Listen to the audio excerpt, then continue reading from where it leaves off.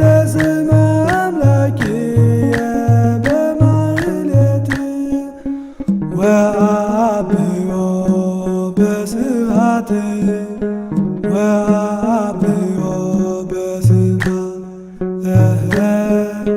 ወአብዮ በስብሐት ወአብዮ በስብሐት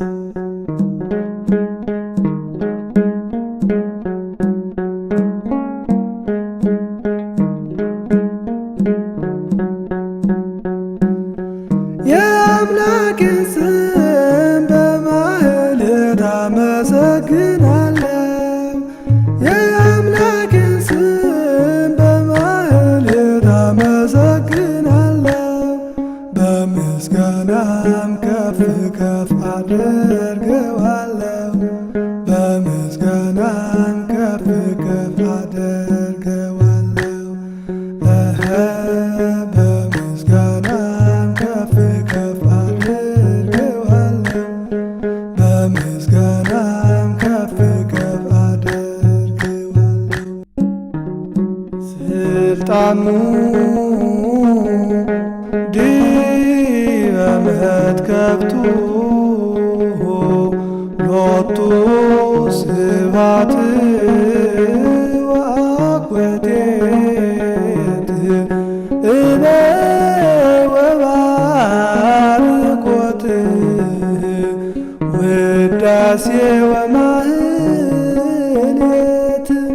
ይእዜኒ ወዘልፈኒ ወለዓለመ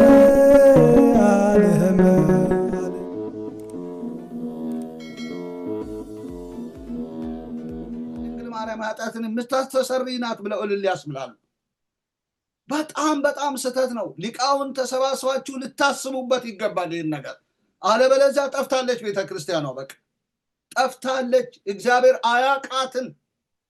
ወደዚህ ደም ካልደረሳችሁ፣ በክርስቶስ ወዳገኘንበት እርቅ ካልደረሳችሁ በቃ መዋቅሩ ሁሉ የፈረሰን ዋጋ የላትም። ኦርቶዶክሳዊት ሐዋርያዊት ቤተክርስቲያን ጨክኜ እናገራለሁ፣ ዋጋ የላትም።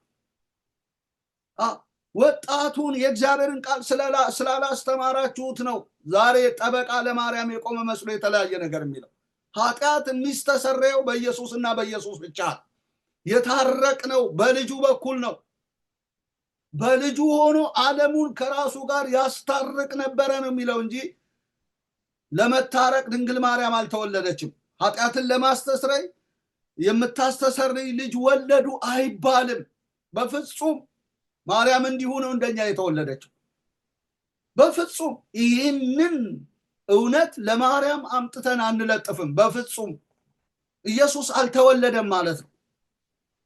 ኃጢአትን የምታስተሰርይ ልጅ ወለዱ ማለት ኢየሱስ አልተወለደም፣ ትንቢት አልተነገረለትም ማለት ነው።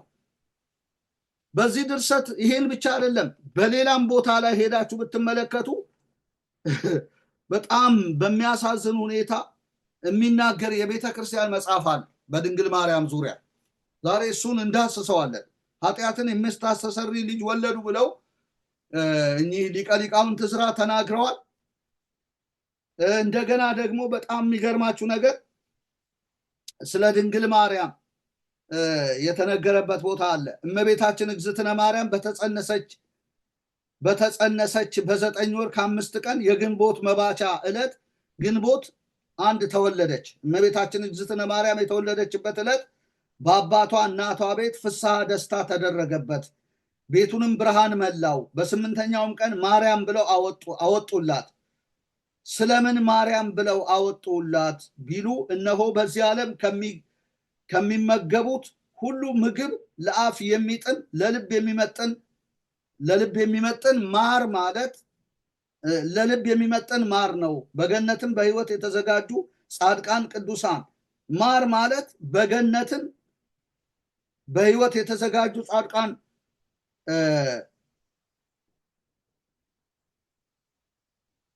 በገነትም በሕይወት የተዘጋጁ ጻድቃን ቅዱሳን። ያም ማለት ደግሞ የሚባል ምግብ አላቸው። ከዚህ ሁሉ የበለጥሽ የከበርሽ ነሽ ሲሉ ስለዚህ ማርያም ብለው አወጡላት። የእመቤታችን ማርያም ስም ተነቦ ሳይተረጎም ይቀር ዘንድ አይገባምና። ማ ማለት ማህደረ መለኮት። ይኸው የማርያምን ትርጉም ሲሰጡ ማ ማለት ማህደረ መለኮት፣ ና ማለት ርግብየ ይቤላ፣ ያ ማለት ያንቃዕዱ ሀቤኪ ኩሉ ፍጥረት፣ ም ማለት ምስአል ወምስጋድ ወመስተስርየ ኃጢአት ማለት ነው። አንድም ማርያም ማለት ከጣዖት ክብርት እምፍጥረታት ንጽሕት እምኃጢአት መልክ ከደም ግባት የተሰጣት ማለት ነው። ዳግመኛም ማርያም ማለት ተፈሲ ቤተ ይሁዳ ወታሐሰይ ቤተ እስራኤል ማለት ነው ብለው ተናግረዋል። እና ማ ማለት እንግዲህ ምን ማለት ነው? ማህደረ መለኮት። ር ማለት ርግብየ ይቤላ፣ ያ ማለት ያንቃዕዱ ሀቤኪ ኩሉ ፍጥረት፣ ም ማለት ምስአል ወምስጋድ ወመስተስርየ ኃጢአት፣ መስገጃ መለመኛና ኃጢአት ማስተስረያ ማለት ነው። ም ማለት ማርያም ማለት መስገጃ መለመኛ ኃጢአት ማስተስረያ ናት እንዴ ማርያም? ም ምስአል ወምስጋድ ወመስተስርየ ኃጢአት። እንግዲህ ምስአል ወምስጋድ ከሆነች መለመኛ መስገጃና ኃጢአት ማስተስረያ ከሆነች ኢየሱስ አልተወለደም እያሉ ነው። መወለድም አያስፈልገውም እያሉ ነው። የኢየሱስን ስራ ለማርያም ሰጥተዋል ማለት ነው። ምስአል ወምስጋድ አትባልም ድንግል ማርያም፣ ወመስተስርየ ኃጢአት አትባልም። የቱ ጋር እስቲ የትኛው መጽሐፍ ቅዱስ ላይ ነው ማርያም ማለት ምስአል ወምስጋድ ወመስተስርየ ኃጢአት የሚል ከመጽሐፍ ቅዱስ የሚያሳየኝ ሰው አለ? ምስአል በሷ ነው ሁሉ ነገር እያሉን እንዲያርገው ነው የሚፈቱት።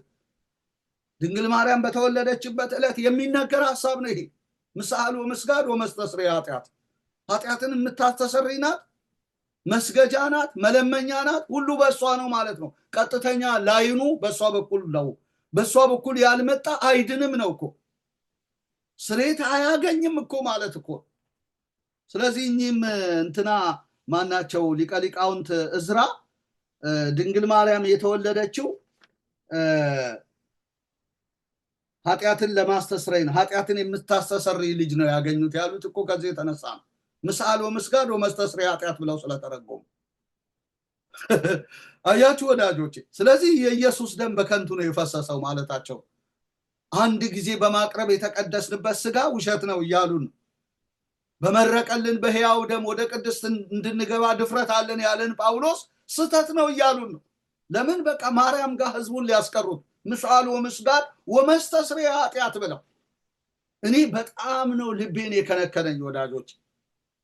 በጣም መጽሐፍ ቅዱስን ያላነበቡ ሰዎች ምናልባት ደብተሮች ሊሆኑ ይችላሉ ይሄን ድርሰት የደረሱት በአጋንንት መንፈስ። በጣም ነው ማዝነው። የፈለገ በግዕዝ ነገር ምስአል ወምስጋድ አይደለችም፣ መስተስርየ ኃጢአት አይደለችም። ኢየሱስ እያለ ደሙን ያፈሰሰው ተፈጸመ ያለው ኢየሱስ፣ ስጋውን የቆረሰው ኢየሱስ።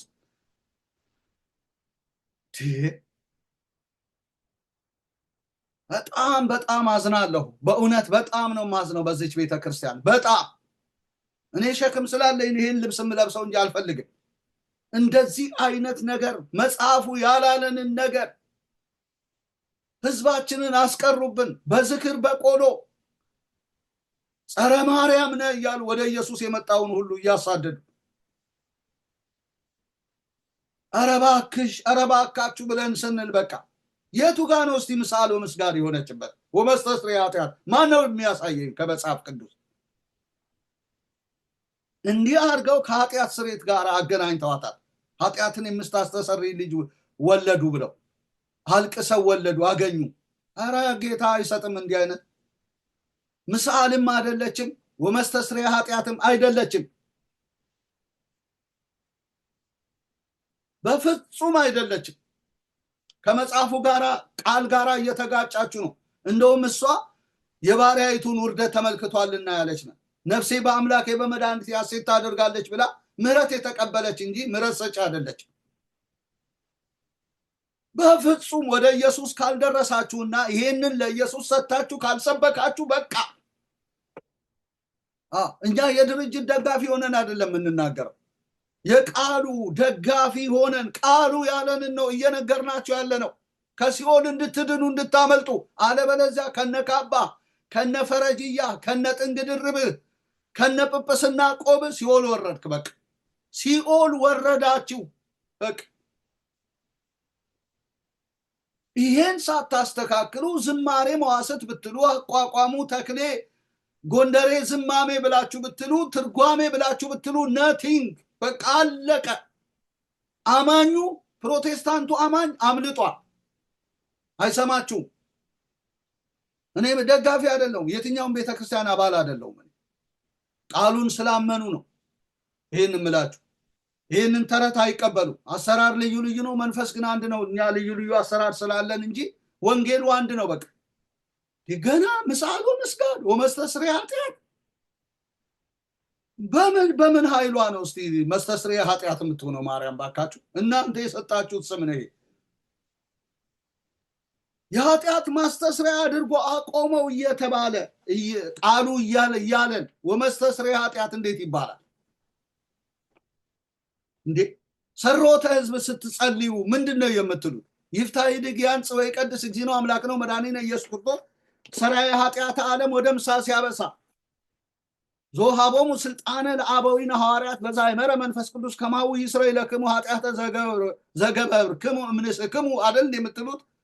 የካህናት አለቃ ኃጢአትን የሚያስተሰሪ ይቅር ባይ ለአባቶቻችን ለሐዋርያት ስልጣን የሰጣቸው ከልጅነት እስከ እውቀት የሰራነውን ኃጢአት ይቅር ይበለን ኃጢአትን የሚያስተሰሪ ብላችሁ ሰሮተ ህዝብ ትጸልዩ የለም እንዴ? እንዴት እዚህ ጋር መታችሁ ምስአሎ ምስጋድ ወመስተስሪያ ኃጢአት ትላላችሁ? ያን ቃዱ አቤኪ ምስአሎ ምስጋድ ወመስተስሪያ ኃጢአት። በማርያም ኃጢአት ከተስተሰረየ በከንቱ ነው የጌታዬ ደም የፈሰሰው። በከንቱ ነው ጳውሎስ በመረቀልን በሕያው ደም ወደ ቅድስት እንገባ ዘንድ ድፍረት አለን ያለው። በሰማይ እኮ ኢየሱስ ሊቀ ካህን ሆኗል። የልባችንን ኃጢአት አንጽቶ አሁን ድረስ ቤተ ክርስቲያን እየነጻች ያለችው እኮ በሊቀ ካህኑ በኢየሱስ ደም ነው፣ በቃሉ ነው። ማርያም እዚህ ቦታ ምን ጥልቅ አረጋት? ኃጢአትን የምታስተሰሪ ልጅ ወለዱ ይባላል። በጣም ነው ያለቀ መንፈሴ ያለቀሰ በእውነት በጣም በጣም። ይሄን ስንናገር ተሐድሶ ጡት ነካሽ የፈለከውን በለኝ፣ መሞትም አለ። ከዚህ እውነት አንነቃነቅ። በጣም ስታለች። በድቡሽት ላይ ነው ቤተክርስቲያኗ ተመስርታ ያለችው። አብ ወልድ መንፈስ ቅዱስን በስም ነው የምታውቀው ማለት ነው። በቃ ጸሎተ ሃይማኖት ብላ የእምነት መግለጫ ያደረገችው በከንቱ ነው ማለት ነው። ይህንን ዛሬ ፈጥናችሁ ማታስተካክሉ ከሆነ በቃ በቃ የብዙች ቤተክርስቲያን ነገር አለቀ። እነዚህን ተረቶች አውጥታችሁ ካልጣላችሁ እና ወደ ኢየሱስ ክርስቶስ በንስሐ ካልመጣችሁ አበቃ አበቃ። እኔ አይደለሁም ያልኩት፣ መጽሐፉ ነው ያለው።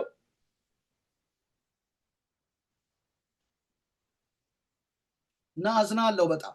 ምስአል ወመስጋድ ወመስተስሪያ ኃጢአት ማርያም ማለት ያ ማለት ያንቃዱ አቤኪ ወደ አንቺ ያንጋጥጣል ማለት ለምን? ምስአል ወመስጋድ ስለሆነች ወመስተስሪያ ኃጢአት መስገጃ መለመኛና ኃጢአትን ምስታስተሰሪ ስለሆነ፣ ስለዚህ ኢየሱስ አያስፈልግህም እኮ የሞተልህ አያስፈልግህም።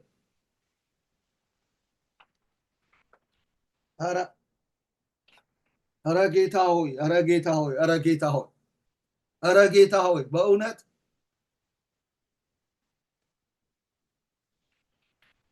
በግዕዝ ሸፋፍነን በተለያየ ነገር እንትን አለ።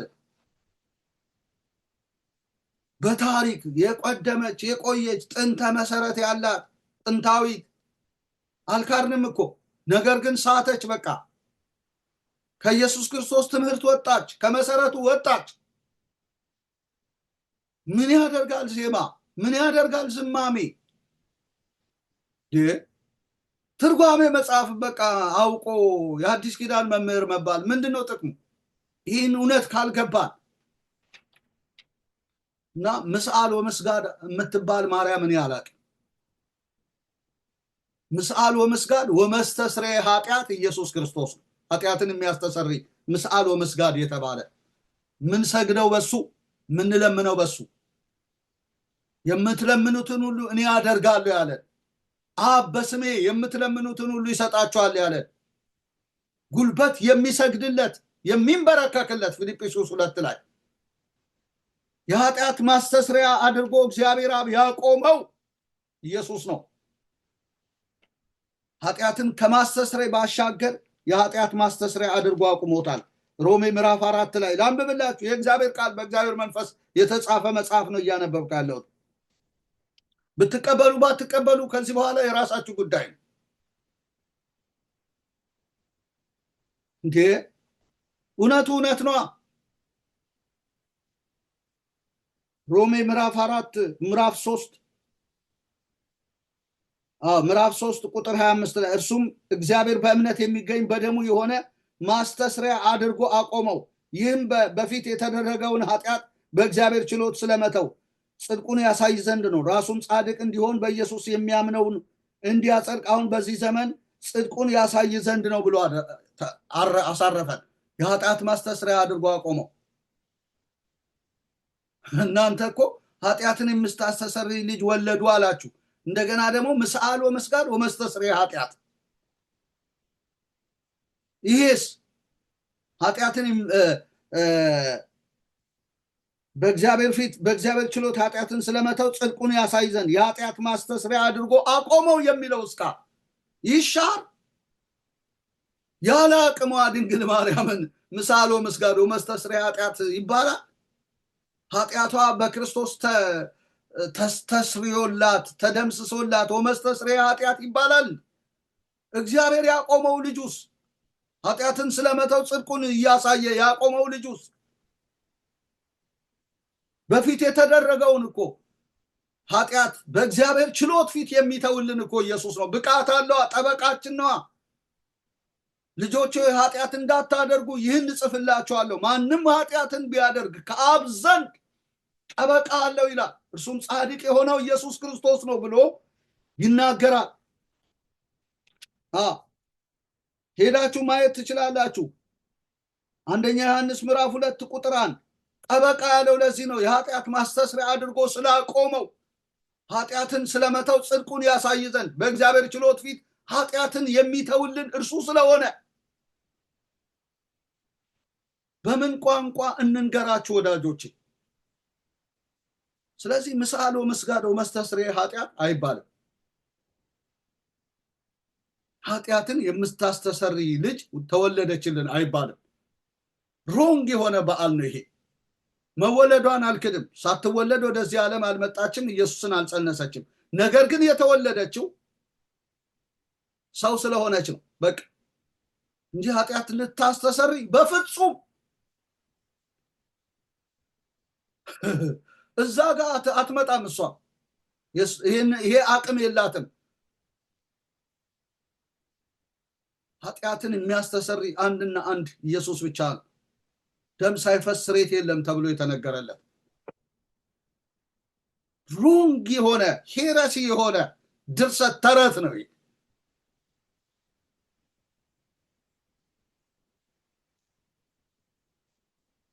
አዝናለሁ ሊቀ ሊቃውንት ዕዝራ ይሄን በመናገራቸው። ህዝቡ ምንም ስለማያውቅ ነው እልል ያለው። አልተወለደችም ኃጢአትን የምታስተሰሪ ልጅ ሆና። አዎ ተወልዳለች፣ እንኳን ተወለደች። እንደውም ዮም ፍስሐ ከሆነ በእንተ ልደታ ለማርያም ዮም ፍስሐ ከሆነ በእንተ ልደታ ለማርያም እምሃና ወኢያቄም ከመ ትቤዙ ነቢያተ ወጻድቃን አማን ተወልደት እመብርሃን አይባልም። ይሄም ደስታ ሆነ። ዮም ፍስሐ ከሆነ በእንተ ልደታ ለማርያም እምሃና ከሐናና ከኢያቄም ድንግል ማርያም በመወለዷ ደስታ ሆነ፣ ፍስሐ ሆነ። እሺ ከመ ትቤዙ ነቢያተ ወጻድቃን አማን ተወልደት ነቢያትንና ጻድቃንን ትቤዥ ዘንድ በእውነት ተወለደች። ቤዛው ኢየሱስ እያለ እሷ ናት እንዴ ጻድቃንንና ነቢያትን የምትቤዠው? በየትኛው ኃይሏ? ለምን እስመ ርእየ ሕማማ ላመቱ ለምን አለች? ወገብረ ኃይለ በመዝራቱ የባሪያይቱን ውርደት ተመልክቷል ለምን አለች? የሚቤዠው ኢየሱስ እያለ። ኢየሱስ እኮ ቤዛችን ቅድስናችን ተብሏል፣ ጽድቃችን ተብሏል። እንግዲያው ቤዛችን አይደለም ማለት ነው ኢየሱስ፣ ጽድቃችን አይደለም ማለት ነው፣ ቅድስናችን አይደለም ማለት ነው። ይኸው መጽሐፉ እኮ ነው የሚለው። አንደኛ ቆሮንቶስ ምዕራፍ 1 ቁጥር የሚመካ በእግዚአብሔር ይመካ፣ ቁጥር 29 ጀምሮ ቁጥር 30 የሚመካ በእግዚአብሔር ይመካ ተብሎ እንደተጻፈው ይሆን ዘንድ ከእግዚአብሔር ዘንድ ጥበብና ጽድቅ ቅድስናን ቤዛነት በተደረገልን በክርስቶስ ኢየሱስ የሆናችሁ ከእርሱ ነው። ጥበብ፣ ጽድቅ፣ ቅድስና፣ ቤዛነት በተደረገልን በክርስቶስ ኢየሱስ የሆናችሁ ከእርሱ ነው። ቤዛነት፣ ጥበብ፣ ጽድቅ፣ ቅድስና የተደረገው በክርስቶስ ነው እንጂ በማርያም አይደለም። ከመትቤዙ የሚለው ውሸት ነው። ነቢያተ ወጻድቃነ በፍጹም በሴት አልተቤዠም እግዚአብሔር ነቢያትን ጻድቃን። ጻድቃን የሚባል ደግሞ ሲጀመርም የለም እንጂ ለምን ብላችሁ ብትሉ ኢመጻእኩ እፀው ጻድቃነ ብሏል ጌታ። አላህ ኃጥአነ ለንስሐ ኃጢአተኞችን ለንስሐ ልጠራ እንጂ ጻድቃንን ልጠራ አልመጣሁም አለ።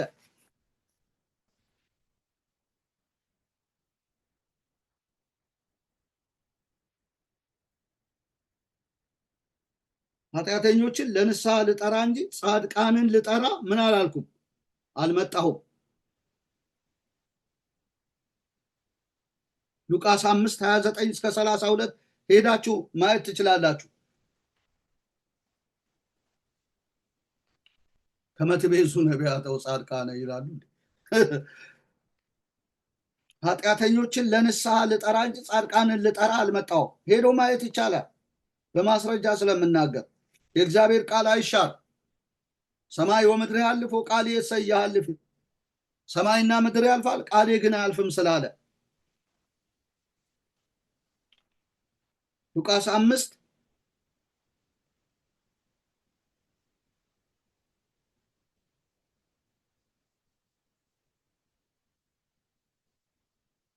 ከ29 ጀምሮ ላንብብ። ሌዊ በቤቱ ታላቅ ግብዣ አደረገለት። ከእነርሱም ጋር በማዕድ ተቀምጠው የነበሩ ከቀራጮች ከሌሎችም ሰዎች ብዙ ሕዝብ ነበሩ። ፈሪሳውያንና ጻፎችም በደቀ መዛሙርት ላይ ስለምን ከቀራጮችና ከኃጢአተኞች ጋር ትበላላችሁ ትጠጡማላችሁ ብለው አንጎራጎሩ። ኢየሱስም መልሶ ሕመምተኞች እንጂ ባለጤናዎች ባለመድኃኒት አያስፈልጋቸውም። ኃጢአተኞችን ወደ ንስሐ እንጂ ጻድቃንን ልጠራ አልመጣሁም አላቸው። ኢመጻእኩ እፀው ጻድቃነ አላህ ኃጥአነ ለንስሐ ኃጢአተኞችን ለንስሐ ልጠራ እንጂ ጻድቃንን ልጠራ አልመጣሁም አለ። ኢየሱስ ክርስቶስ ለኃጢአተኞች የመጣ መድኃኒት ነው። ኃጢአተኞችን ለንስሐ ሊጠራ እንጂ ጻድቃንን ሊጠራ አልመጣም። እናንተ ግን በድርሰታችሁ ከመትቤዙ ነቢያተ ወጻድቃነ ነቢያትንና ጻድቃንን ትቤዥ ዘንድ ጻድቃን ከሆኑ ምን መቤዠት ያስፈልጋቸዋል? እና አትቤዥም። ጻድቃንን ልጠራ አልመጣሁም ስላለ ኃጢአተኞችን ለንስሐ ልጠራ እንጂ ጻድቃንን ልጠራ አልመጣሁም አለ። እኔ ጻድቅ ነኝ ያለ ሰው በኢየሱስ አልተቤዠም። በቃ በኢየሱስ እንድንቤዥ ከፈለግን ኃጢአተኞች መሆናችንን ማመን አለብን። ሁሉ ነቢያት እኮ ኢየሱስ ከመምጣቱ በፊት ነቢያት ብትሏቸው ኃጢአተኝነታቸውን ያመኑ ናቸው። ያመኑ በቃ ጳውሎስ እንኳን ወደ ጌታ ማዳን ሲመጣ እኮ ኃጢአተኝነቱን ያመነ ነው። ከኃጢአተኛ ዋና እኔ ነኝ አለ አንደኛ ጢሞቴዎስ 1:12 ላይ ባለማወቅ ስላደረኩ ምሕረትን አገኘው ብሎ ተናገረ። ፈሪሳውያን ግን ኃጢአተኝነታቸውን አያምኑ።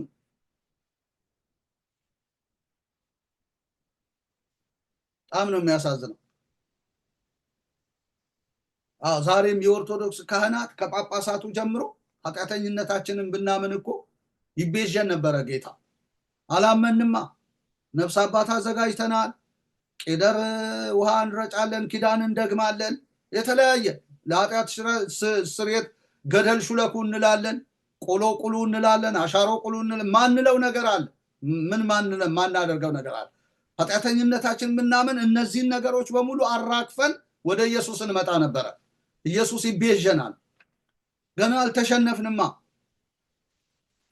ነገር ግን መጽሐፉ የሚለው ኃጢአተኞችን ሊያጸድቅ ክርስቶስ ኢየሱስ ወደ ዓለም መጣ የሚለው ቃል የታመነና ሁሉ እንዲቀበሉት የተገባ ነው ይላል። የታመነና ሁሉ እንዲቀበሉት ምን ያለ ነው? የተገባ ነው።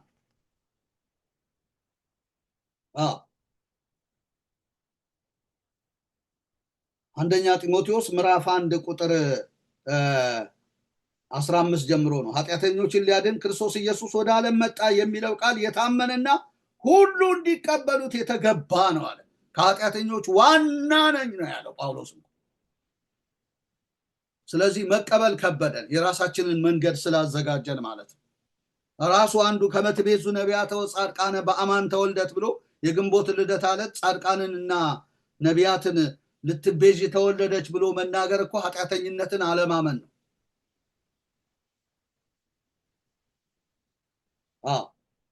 አለማመን ነው።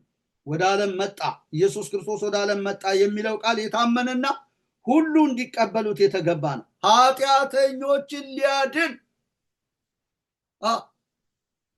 ዛሬ ባትቀበል አለቀል። በቃ ተኮፋፍሰን በቃ ጳጳስ ነኝ ምሁር ነኝ ምናምን ብለን ተሸፋፍነን እኮ እንትን ገልጦ የሚያይ አምላክ አለ። በላይ በሰማይ ፈረጅያ አያድንህም፣ ቆብህ አያድንህም፣ ጥንግ ድርብህ አያድንህም።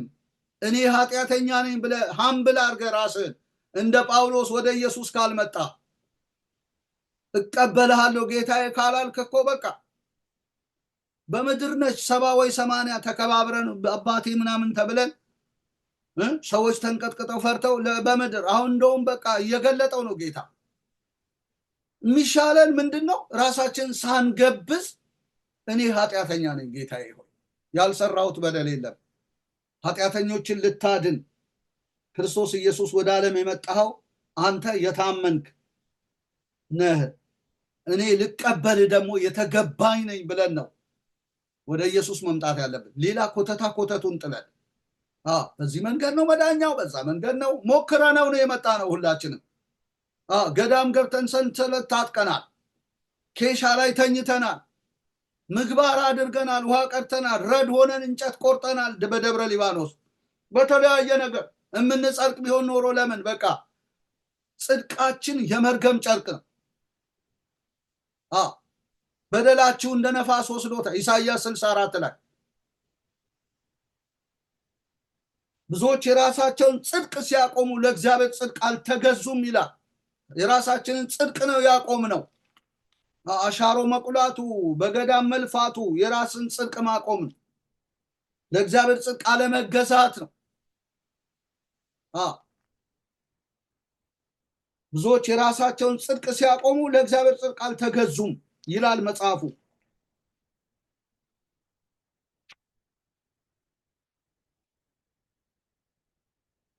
የራሳቸውን ጽድቅ ሲያቆሙ ለእግዚአብሔር ጽድቅ አልተገዙም። የሚያምኑ ሁሉ ይጸድቁ ዘንድ ክርስቶስ የሕግ ፍጻሜ ነው አለ።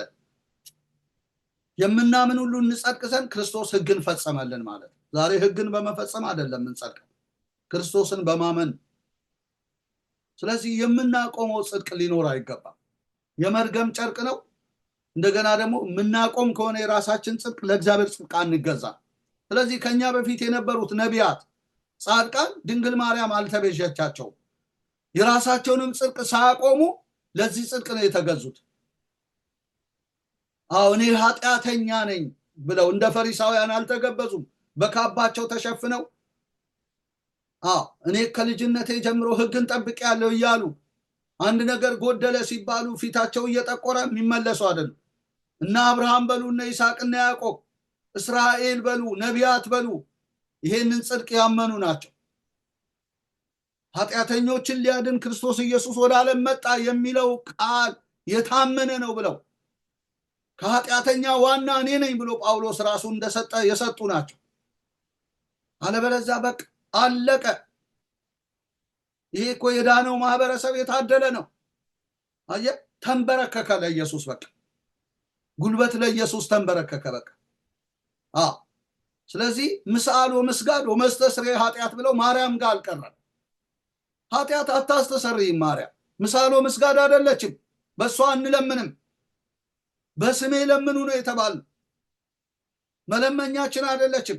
እኔ በቆሎ ትምህርት ቤት የለመንኩባት ባለማወቅ ለምነህባል ሊሆን ይችላል በእንተ ስማ ለማርያም። አሁን ግን በኢየሱስ ስም ነው መለመን ያለብን። በአሐዱ ወልድከ ነው የሚለው መጽሐፉ።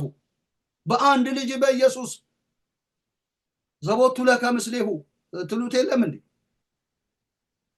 ናኩተከ እግዚኦ በፍቁር ወልድከ እግዚእነ ኢየሱስ። አቤቱ በተወደደ ልጅ በኢየሱስ እናመሰግንሃለን። መለመኛችን ኢየሱስ ነው። ይኸው ቤተ ክርስቲያን መጽሐፍ ይላል። ኃጢአትን የሚስተሰረየው በኢየሱስ ነው። ኃጢአትን ሊያስተሰርይ ክርስቶስ ኢየሱስ ወደ ዓለም መጣ የሚለው ቃል የታመነና ሁሉ እንዲቀበሉት የተገባ ኃጢአተኞችን ሊያድን። ስለዚህ ወደ ኢየሱስ ነው መምጣት ያለብን ወዳጆቼ፣ ወደ ኢየሱስ። እግዚአብሔር አምላክ የተመሰገነ ይሁን። ይህንን ልል እፈልጋለሁ። እግዚአብሔር አምላክ የተባረከና የተመሰገነ ይሁን። ሌላው የምለው ነገር ምንድን ነው? ከዚሁ ጋር በትይዩ ቤተክርስቲያኗ የምትለው ነገር አለ። ዛሬ ሳላፈርሰው ከዚህ መስመር አልወጣም። አፍርሼው ነው የሚሄደው። በኃይል ነው ማፈርሰው። እግዚአብሔር አምላክ የተመሰገነ ይሁን።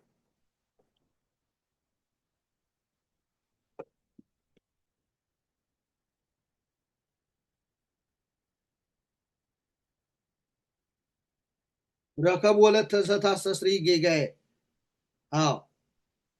መሸሸጊያ የሆነች ኃጢአትን የምታስተሰሪ ልጅ አገኙ አላገኙ? ኃጢአትን የምታስተሰሪ ልጅ አላገኙ። ሌላው ማህሌተ ጽጌ ላይ ደግሞ ተመሳሳይ ሐሳቦች አሉ። በጣም የሚያሳዝነው ነገር ማህሌተ ጽጌ ሳይሆን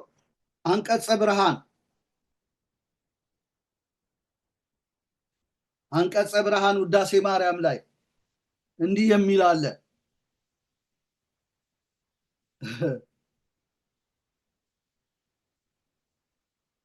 ወታስተስሪ ኃጢአተ ሕዝብኪ ተበዋሃ ለኪ እምአብ ወወልድ ወመንፈስ ቅዱስ ወልድኪ ሳህሎ ይክፍለነ ይላል። ወታስተስሪ ኃጢአተ ሕዝብኪ ወይ እግዚአብሔር! አያሳዝንም? ናስተማስለኪ የሚለው ላይ ነው ያለው። ውዳሴ ማርያም አንቀጸ ብርሃን። ውዳሴ ማርያም የደገማችሁ ሰዎች እነዘበነ በትክክል ስለማያውቁት ግራ ነው የሚገባቸው። ቤት አልፈው ሊቀ ማእምራን እንደተባሉ ነው አይገባኝ። እነ ምረታ ቅጽል ስም አላቸው። ነገር ግን ውዳሴ ማርያሙን እንኳን በአግባቡ ያነበቡት አይመስለኝም።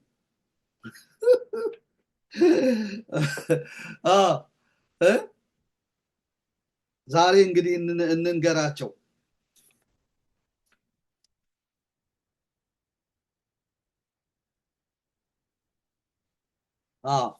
አንቀጸ ብርሃን ላይ ነው። ናስተማስለኪ ኦ እግዝእትነ በማዕጠንት ዘወርቅ ዘውስተ ደዊሆሙ ለሊቃነ ካህናት ሰማያውያን እለ ይከውኑ ጸሎተ ኩሎሙ ቅዱሳን መሃይምናን እምዲበ ምድር ውስተ ማዕጠንቶሙ ከማሁ በስለተ ስምኪ ያርጉ ስለቶሙ ለደቂቀ እጓለ እመሕያው ውስተ ማህደረ ስሉስ ቅዱስ አብ ወወልድ ወመንፈስ ቅዱስ ወታስተስሪ ኃጢአተ ሕዝብኪ ተበዋሃ ለኪ እምአብ ወወልድ ወመንፈስ ቅዱስ ከመ ትኩኒ ተንከተመ ለውሉደ ሰብ ለሕይወት ዘላለም ለኪ ይደሉ ከመ ትኩኒ መድኃኒቶሙ ለመሃይምናን ሕዝብኪ ኦ መድኃኒተ ኩሉ ዓለም ወልድኪ ሳህሎ ይክፍለነ ሰአሊ ለነ ቅድስት ይላል። ወታስተስሪ ኃጢአተ ሕዝብኪ ምን ማለት ነው? ይሄ እንግዲህ ናስተማስለኪ እንዳለ በቁሙ ሲተረጎም እመቤታችን ድንግል ማርያም ሆይ የቅዱሳን ጸሎት በሚያርግበት በሰማያን ሊቃነ ካህናት እጅ ባለው የወርቅ ማዕጠንት እንመስልሻለን። በወርቅ ማዕጠንት እንመስልሻለን ነው የሚሉት። በሰማያን ሊቀ ካህናት እጅ ባለው በወርቅ ማዕጠንት ማለት ጽና በሚሉት ነው። ሻኩራ በሚሉት ጽና። አሁን ካህናት አይታቸዋል። ዕጣን ውስጡ አድርገው እንደዚህ የሚያጥኑበት ጽና ማለት ነው የወርቅ ማዕጠንት። እና በሰማያውያን ሊቃነ ካህናት ባለው የወርቅ ማዕጠንት እንመስልሻለን። ናስተማስለኪ ኦ እግዝእትነ በማዕጠንት ዘወርቅ ዘውስተ ደዊሆሙ ሊቃነ ካህናት ሰማያውያን በሆኑ ሊቃነ ካህናት የወርቅ ማዕጠንት እንመስልሻለን። ከዛስ ከማሁኬ በዕለተ ስምኪ ያርጉ ጸሎቶሙ ለደቂቀ ጓለ እመሕያው የሰው ልጅ ጸሎትም ስምሽን በመማፀን ወደ ስሉስ ቅዱስ ዙፋን ያርጋል። ስምሽን በመማፀን የሰዎች ልጆች ጸሎት ያርጋል ወደ ስሉስ ቅዱስ ወደ ስላሴ። የማርያምን ስም በመማፀን ጸሎት ያርጋል እንዴ? ጸሎት የሚያርገው የኢየሱስን ስም በመማፀን ነው። ለምን? የኢየሱስ ስም ከስሞች በላይ የሆነ ስም ነው። ከስሞች በላይ የሆነውን ስም ሰጠው። እርሱም በሰማይና በምድር ያለ ጉልበት ሁሉ እንዲሰግድለት እንዲንበረከክለት ከስም በላይ ስም ሰጠው ነው የሚለው። ከምድር በታች ያለ ሁሉ ጉልበት የሚንበረከክለት ስም ነው የኢየሱስ ስም። የኢየሱስን ስም ስላላወቅን ነው የሰው ልጅ ጸሎትም የሰው ልጆች ጸሎትም ስምሽን በመማፀን ወደ ስሉስ ቅዱስ ዙፋን ያርጋል ያልነው የኢየሱስን ስም ለይተን ስላላወቅን። ከስም በላይ የሆነ ስም ነው የሰጠው። በሰማይና በምድር ከምድርም በታች ጉልበት የሚሰግድለት ስም ነው የኢየሱስ ስም። ተራ ስም አይደለም። ነገር ግን ለኦርቶዶክሳውያን የኢየሱስ ስም በቃ በጣም ወርዶባቸዋል። በጣም ነው ማዝነው። መጽሐፍ ቅዱስን ስላላነበቡ ተራ ስም አይደለም፣ ጉልበት የሚንበረከክለት ስም ነው። ይህን ስም ነው ለእኛ የሰጠን። እስካሁን በስሜ አልለመናችሁም፣ የምትለምኑትን ሁሉ እንዲሆንላችሁ በስሜ ለምኑ አለ። በዚህ ስም ጉልበት በሚሰግድለት በሚንበረከክለት ስም ነው የምንለምነው። እግዚአብሔር የተመሰገነ። ስለዚህ ለምን ብለን የማርያምን ስም እንለምናለን? ለምን ሰአሊ ለነ ቅድስት እንላለን? ውዳሴ ማርያም አንደግምም። አሁን በኢየሱስ ስም ነው የምንለምነው። የመጀመሪያዋ ቤተክርስቲያን እኮ ናኩተ ከእግዚኦ በፍቅር ወልድ ከእግዚእነ ኢየሱስ ብላለች። በተወደደው ልጅ በኢየሱስ እናመሰግንሃለን ስሙን ስላወቀች ነው። የዛሬዋ ግን የኢየሱስን ስም ጠልታ በማርያም ስም በገብርኤል ስም ትለምናለች። ሰአሉ ለነ መላእክት፣ ሰአል ለነ ሚካኤል፣ ሰአል ለነ ገብርኤል፣ ሰአል ለነ ምናምን እያልን በቃ ሰአሉ ለነ ለምኝልን አቡነ ገብርኤል እንዳሉት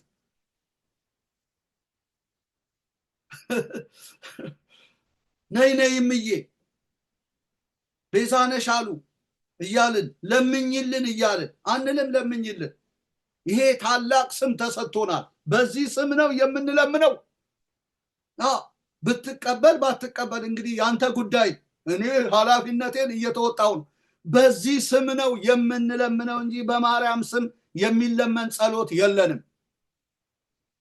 ድሮ ልጅ ሆነን ዲያቆናት በነበርን ቀሳውስት በነበርን ጊዜ ሰአሊ ለነ ቅድስት ብለናል። ቅድስት ሆይ ለምኝ። አሁን ግን አንልም። በኢየሱስ ስም ነው የምንለምነው። ያን እንኳን ቅድስት ሆይ ለምኝልን የሚለውን እንኳን ውዳሴ ማርያም ትርጉም ላይ እኮ በቀደመ ልመናዋ ነው የምታስምረው። በቀደመ ልመናዋ እንጂ ዛሬ ላይ አትለምንም። ምክንያቱም ሞት ከልክሏታል። እንዴት ሞት ስለከለከላቸው የሚያማልዱ ብዙዎች ናቸው። ሞት ከልክሏቸዋል። ነገር ግን እርሱ ሊያማልድ ዘወትር በሕይወት ይኖራል፣ በእርሱ ወደ እግዚአብሔር የሚመጡትን ፈጽሞ ያድናቸዋል ነው የሚለው። ሞት ያልከለከለው ዕብራውያን 7 ላይ ይናገራል። እግዚአብሔር የተመሰገነ ይሁን። ካህናት የሆኑት ብዙዎች ናቸው። እሱ ግን በሕይወት የሚኖር ስለሆነ ሊያማልድ ዘወትር በሕይወት ይኖራል፣ በእርሱ ወደ እግዚአብሔር የሚመጡትን ፈጽሞ ያድናቸዋል እያለ ይናገራል።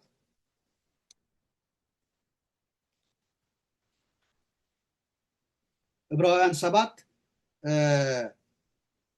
ቁጥር 23 ጀምሮ እነርሱም እንዳይኖሩ ሞት ስለከለከላቸው፣ ሞት ከልክሏቸዋል።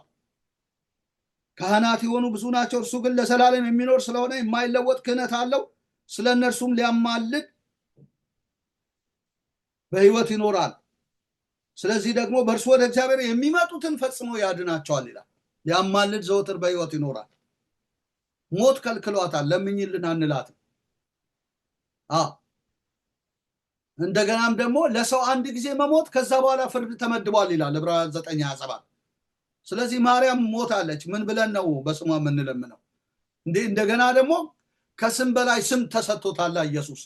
በሰማይና በምድር ጉልበት ሁሉ በሚሰግድለት ስም ነው እኔ የምለምነው። ወደ አፌ አይገባም የማርያም ስም የማንም የመላክ የቅዱስ ስም የሰኔ ጎልጎታ የማርያም ይሄ ትንንሽ ቁርጥራጭ መጽሐፎች ኪሳችን እኮ ከተናል እኛም ወንጌል ባላነበብንበት አሁን ግን በፍጹም አሽቀንጥረን ጥለናል በኢየሱስ ስም ነው የምንለምነው ይህ ስም እኮ ከስሞች በላይ የሆነ ስም ነው አንተ ትጠላዋለህ አትወደውም ደብተሮችማ በጣም ነው የሚያቅለሸልሻቸው ለምን ድግምቱ ይፈርሳላ አስማቱ ይመታላ እንዴ መዶሻ ነው መቀጥቀጫ ነው የኢየሱስ ስም አጋንንት እኮ ገና ሲያዩ ነው የሚንቀጠቀጡት ጊዜያችን ሳይደርስ ልታጠፋን መጣን ስለዚህ ደብተሮች በዋነኝነት የሚጠሉት ታውቃለህ በቃ መታች ጎታቾች ስለሆኑ መስባ አጋንንት ስለሚጠቀሙ ይሄን ስም ይጠሉ አይወዱትም አረፋ አስደፍቆ ከውስጡ ያወጣዋል ያንን ሀብርሾ የጠጣው ካለ በቃ አንፈራፍሮ ያወጣው ይሄ ስም ብርቱ ስም ነው ኃያል ስም ነው ይሄ ስም ከሚቀርብን ብንሞት ይሻላል በዚህ ስም ለምነን አላፈርንም በዚህ ስም ብትለምኑ እኔ አደርገዋለሁ ይላል አብ ያደርገዋል ደስታችሁ ፍጹም እንዲሆን በስሜ ለምኑ ነው ያለ ወንጌል እንዳልሰማ ሰው የሰው ልጅ ጸሎት ስምሽን በመማፀን ወደ ስሉስ ቅዱስ ዙፋን ያርጋል ብለው እነሱ ስለደረሱ በማርያም ስም አንለምን በጣም ነው የሚያሳዝነው ከዛ በኋላ ደግሞ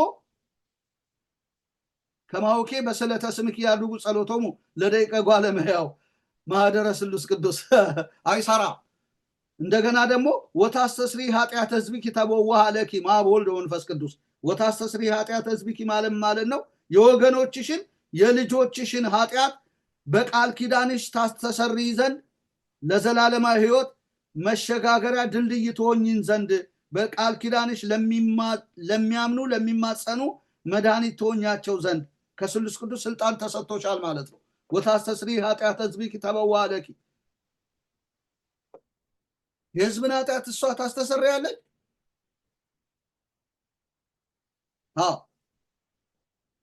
በጣም ነው የሚያሳዝነው ሊቃውንት እዝራ ኃጢአትን የምታስተሰሪ ልጅ አገኙ አሉ እዚህ ጋር ደግሞ ወታስተስሪ ውዳሴ ማን ነው አንቀጸ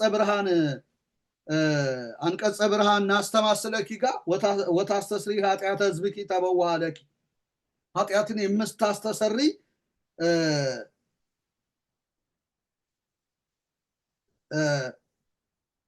የወገኖችን የልጆችን ኃጢአት በቃል ኪዳንሽ ታስተሰሪ ዘንድ ኃጢአትን ወታስተስሪ ኃጢአተ ህዝብኪ ተበዋሃ ለኪ ማብ ወልድ ወመንፈስ ቅዱስ ከመንፈስ ቅዱስ ስልጣን አገኘች ኃጢአትን ታስተሰሪ ዘንድ በጣም ነው የሚያሳዝነው ከኃጢአት ማስተስሪያ ጋር አናያይዛት በፍጹም ኃጢአትን ማስተስረይ አስመልክቶ ኃጢአትን የሚያስተሰርይ ኢየሱስ ክርስቶስ ብቻ ነው ወታስተስሪ ኃጢአተ ህዝብኪ ተበዋሃ ለኪ አንላትም የወገኖችሽን የልጆችሽን ኃጢአት በቃል ኪዳንሽ ታስተሰርይ ዘንድ ለዘላለማዊ ህይወት መሸጋገሪያ ድልድይ ትሆኚ ዘንድ እና ከመንፈስ ቅዱስ ስልጣን ተሰጠሽ አንላትም ምንም የተሰጣ ስልጣን የለም ኃጢአትን እንድታስተሰርይ ከአንዱ ከእግዚአብሔር ልጅ በቀር ኃጢአትን የሚያስተሰርይ የለም በፍጹም ኃጢአት ከማስተስረይ ጋር ድንግል ማርያም ተያያዘች ማለት ኢየሱስ አልተወለደም ማለት ነው አልሞተም ማለት ነው በጣም ነው የሚያሳዝነው እንዴ ኃጢአት የሚስተሰረይላት እንጂ የምታስተሰርይ አይደለችም እሷ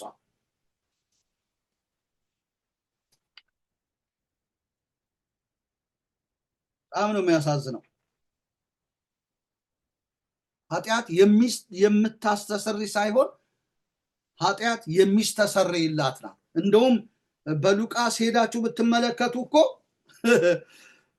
ሉቃስ 1 ላይ እንዲህ ብሎ ይናገራል የመንጻቷ ወራት በተፈጸመ ጊዜ ዋኖስ ይዛ እኮ ሄዳለች ኃጢአት የምታስተሰርይ ቢሆን ኖሮ ዋኖስ ይዛ ትሄድ ነበረ እንዴ እኮ የሚያሳዝን እኮ ነው ባካችሁ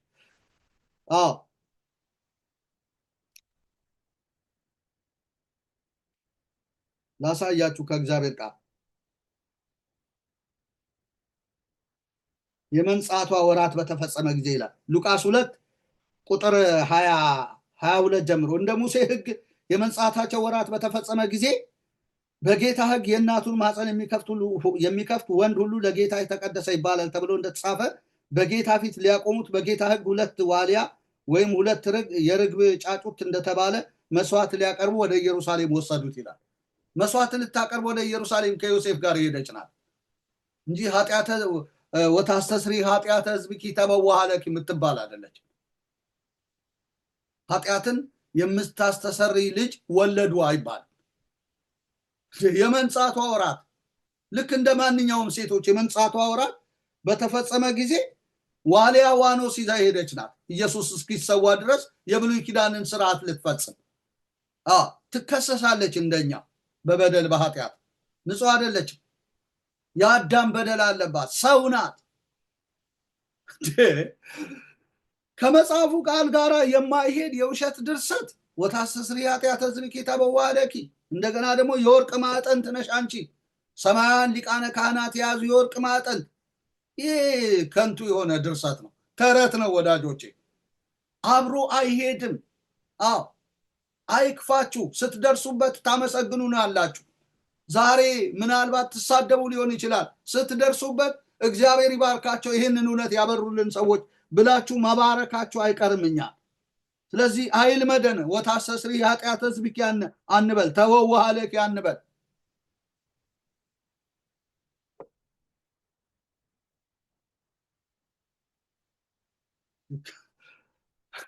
ልጁ እያለ ነው እንዴ ከመንፈስ ቅዱስ ስልጣን እሷ የምትቀበለው ኃጢአትን ለማስተስረይ? ኢየሱስ እያለ ሲወለድ ጀምሮ እኮ ኢየሱስ ኃጢአትን ሊያስተሰር እየተወለደ ነው። ዚያድኅኖሙ ለሕዝቡ ኃጢአቶሙ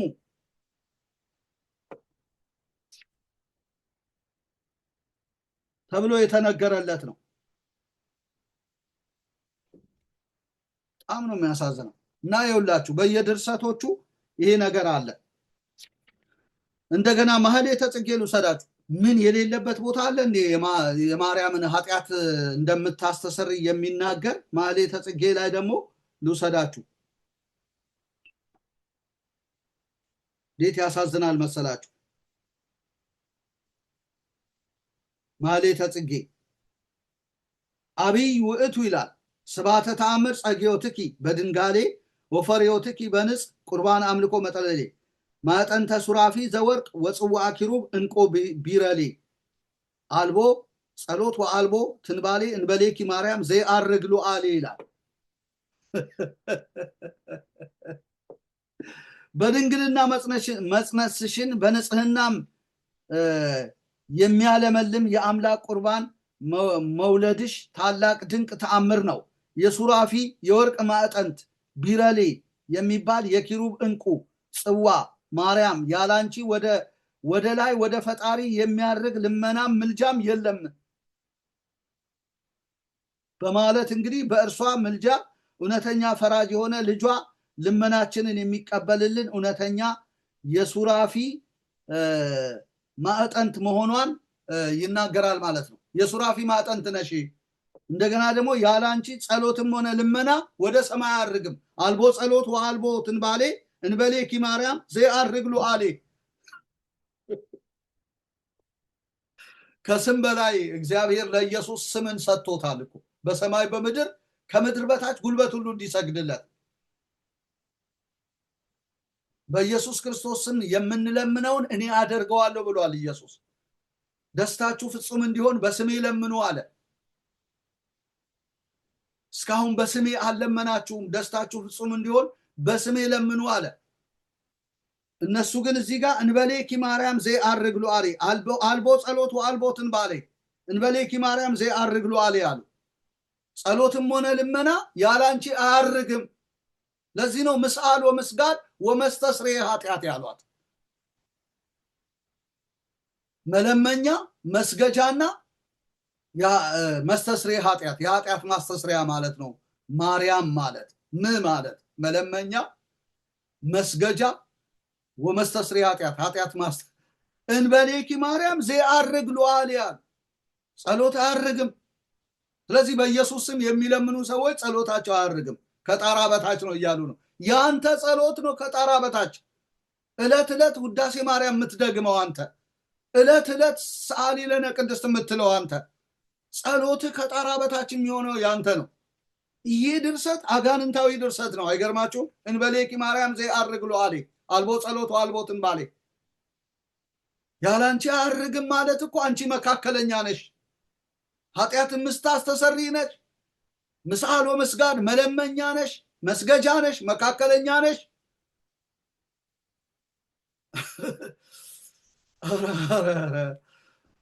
ይህንን እንዲህ የምንጮኸው ቤተ ክርስቲያኒቱ ይህንን ተረት እንድታስወግድ ነው። በወንጌል እውነት ለኢየሱስ ክርስቶስ ቦታውን እንድትለቅ ነው። በጣም በጣም ትልቅ ጥፋት አለ በዚች ቤተ ክርስቲያን። እንበሌኪ ማርያም ዘየዐርግ ሎአሌ። ዛሬ እኮ በየገዳሙ ብትሄዱ በየደብሩ ውዳሴ ማርያም የማይደግሙ የማያነቡ እማሆዮች እንኳን አምጥተው ይህን ጸሎት ጸልይልኝ ነው የሚሉት። ውዳሴ ማርያም እንድታነብላቸው ነው የሚፈልጉ። በዛ በቃ ጸሎታችን ያርጋል። ያለ እሷ ጸሎታችን አያርግም። ጸሎት ያረገው በኢየሱስ ነው። አየ ኢየሱስ ጸሎትህን ብቻ አይደለም ያሳረገው፣ አንተንም ወደ ሰማይ ወሰደ፣ በአብ ቀኝ ያስቀመጠ፣ በሰማያዊ ስፍራ ተቀምጣችኋል ተባልን። ስታምን እኮ በሰማያዊ ስፍራ ተቀምጠሃል። ጸሎት ብቻ አይደለም ያረገው፣ በሰማያዊ ስፍራ ተቀምጠሃል። ቀድሞ ሙታን ነበራችሁ ነው የሚለን ኤፌሶን መጽሐፍ ላይ በወስዳችሁ ኢየሱስ የሰራልንን ስራ ይነግረናል መጽሐፉ።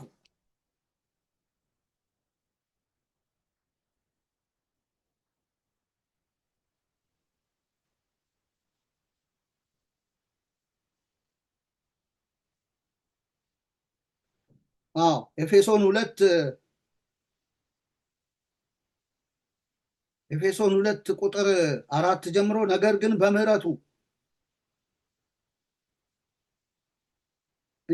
እኛ በእነዚህም ልጆች መካከል እኛ ሁላችን ደግሞ የስጋችን የልቡናችን ፈቃድ እያደረግን በስጋ ምኞት በፊት እንኖር ነበር፣ እንደ ሌሎችም ደግሞ ከፍጥረታችን የቁጣ ልጆች ነበር። ነገር ግን እግዚአብሔር በምህረቱ ባለጠጋ ስለሆነ ከወደደን ከትልቅ ፍቅሩ የተነሳ በበደላችን ሙታን እንኳ በሆንን ጊዜ ከክርስቶስ ጋር ሕይወትን ሰጠን። በጸጋ ድናችኋል። በሚመጡት ዘመናትን በክርስቶስ ኢየሱስ ለእኛ ባለው ቸርነት ከሁሉ የሚበልጠውን የጸጋውን ባለጠግነት ያሳይ ዘንድ ከእርሱ ጋር አስነሳን፣ በክርስቶስ ኢየሱስ በሰማያዊ ስፍራ ከእርሱ ጋር አስቀመጠን ይላል።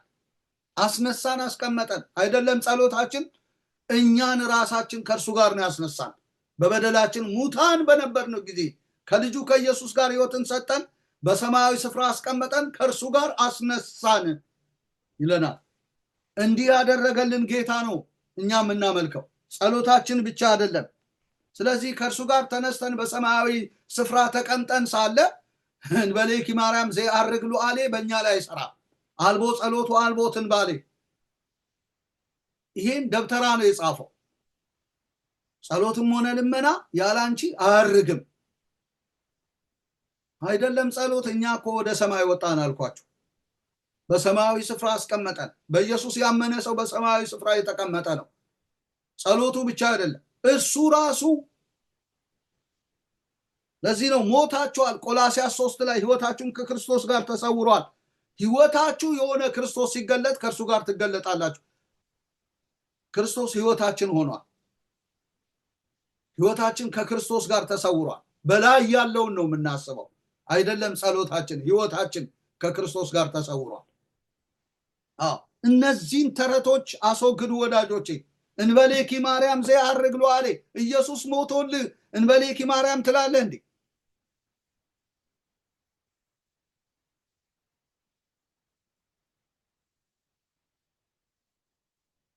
እና ከደህንነት ጋር አያይዘዋታል። በጣም ነው የሚያሳዝነው።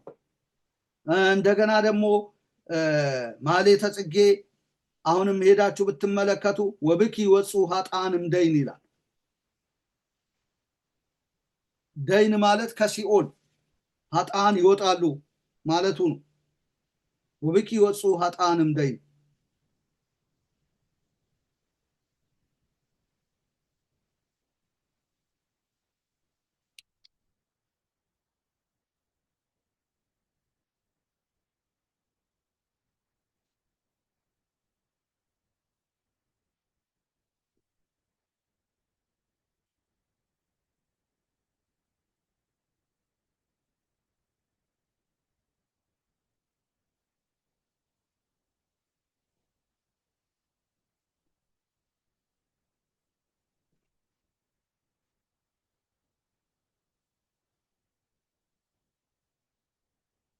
ብኪ ይትፌሱ ዘገነተ ጽጌ ጻድቃን ወብኪ ይወፁ ኃጥአንም ደይን ማለት ነው።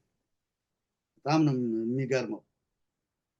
በከመይቤ መጽሐፍ ማእከለ ፈጣሪ ወፍጡራን ለእረፍት ዘኮንኪ ትምህርተ ኪዳን ወይም ጸላተ ኪዳን ሰንበተ ሰንበታት ማርያም ዕለተ ብርሃን ብኪ ይትፌሱ ዘገነተ ጽጌ ጻድቃን ወብኪ ይወፁ ኃጥአንም ደይን። ኃጢአተኞች በአንቺ ይወጣሉ ማለት ነው እኮ። ብኪ ይትፌሱ ዘገነተ ጽጌ ጻድቃን በገነት ያሉ ጻድቃን በአንቺ ይደሰታሉ፣ ኃጢአተኞች ደግሞ በአንቺ ከሲኦል ይወጣሉ። ስለዚህ ኢየሱስ አያስፈልጋችሁም። በቃ ይህን ሁሉ ማርያም ታደርጋለች ነው። ወብከ ይወፁ ኃጥአንም ደይን ነው። ብኪ ይትፌሱ ሳይሆን ብከ ይትፌሱ ዘገነተ ጽጌ ጻድቃን በገነት ያሉ ጻድቃን በአንተ ይደሰታሉ። ወብከ ይወፁ ኃጥአንም ደይን። እንዲህ አድርገን እናስተካክለው። ወብከ ይወፁ ኃጥአንም ደይን። ኃጢአተኞች ከሲኦል ወይም ከደይን ከሚያቃጥል እሳት በአንተ ይወጣሉ ነው እንጂ የምንለው ወብኪ ይወፁ ኃጥአንም ደይን አንልም። አያችሁ፣ ከዘላለም ሕይወት ጋራ ከኃጢአት ስርየት ጋራ ከመንግስተ ሰማያት ጋር ድንግል ማርያምን አገናኝተዋል፣ አቆራኝተዋታል። ህዝቡም አሁን ተስፋው ይሄ ነው። በቃ ሙሉ ለሙሉ በቃ ድርሰቶቹን ብንዳስሳቸው ይሄንን የሚያወሩ ናቸው። በጣም ነው የሚያሳዝነው። በጣም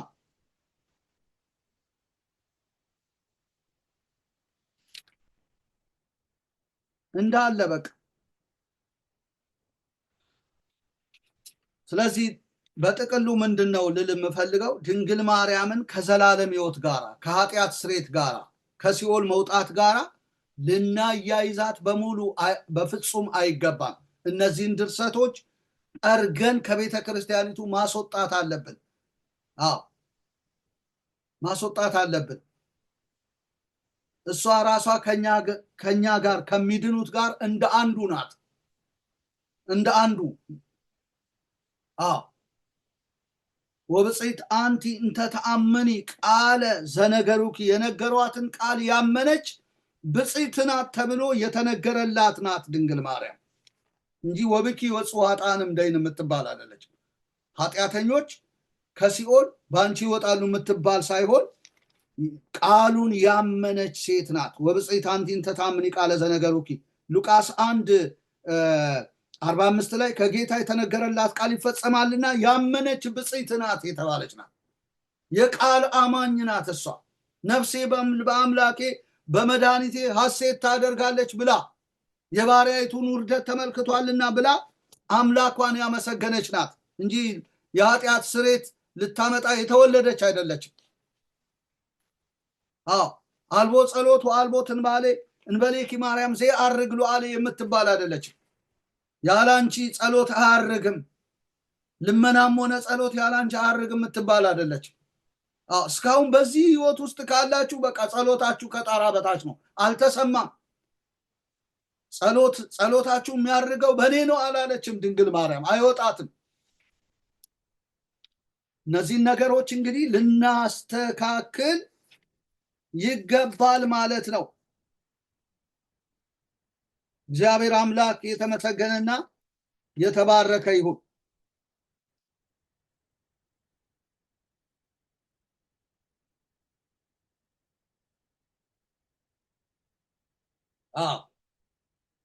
እና ኃጢአትን ልታስተሰሪ የተወለደች አይደለችም። እንዲህ ካልንማ ወዳጆች ጸሎትን የምታሳርግ ናት፣ ኃጢአትን ልታስተሰሪ የተወለደች ናት የምንል ከሆነ ኢየሱስ አልተወለደም እያልን ኢየሱስ እኮ ገና ከመወለዱ በፊት ነው።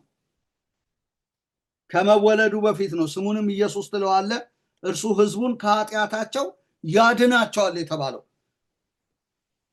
ገና ከመወለዱ በፊት ነው። ይሄው መጽሐፉ ይናገራላ።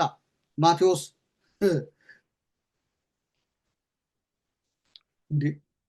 ኢየሱስ ከእርሷ ተወልዶ ስሙንም ኢየሱስ ትለዋለህ ተብሎ በመጽሐፉ ተጽፎ ህዝቡን ከኃጢአት ያድናል ተብሎ ተጽፏል። ተጽፎ ኃጢአትን ልታስተሰሪ ተወለደች ይባላል። እንበሌኪ ማርያም ዘያርግ ሉዓሌ ተብሎ ይነገራል። ያላንቺ ጸሎት አያርግም። ወታስተስሪ ኃጢአተ ሕዝብኪ የሕዝብሽን ኃጢአት የምታስተሰሪ ነሽ ይባላል። ቤት አድርጎ ነው ይሄ ደብተራው የለጠፈው በሷ ላይ ባካችሁ። እንግዲያውማ ኢየሱስን አልወለደችም ማለት ነው። ይኸው መጽሐፉ ይላል። እንግዲህ የማቴዎስ ወንጌል ምዕራፍ 1 ቁጥር 21 ጀምሮ ብንመለከት ልጅም ትወልዳ እጮኛህን ማርያምን ለመውሰድ አትፍራ፣ ልጅም ትወልዳለች፣ እርሱም ሕዝቡን ከኃጢአታቸው ያድናቸዋልና ስሙን ኢየሱስ ትለዋለህ።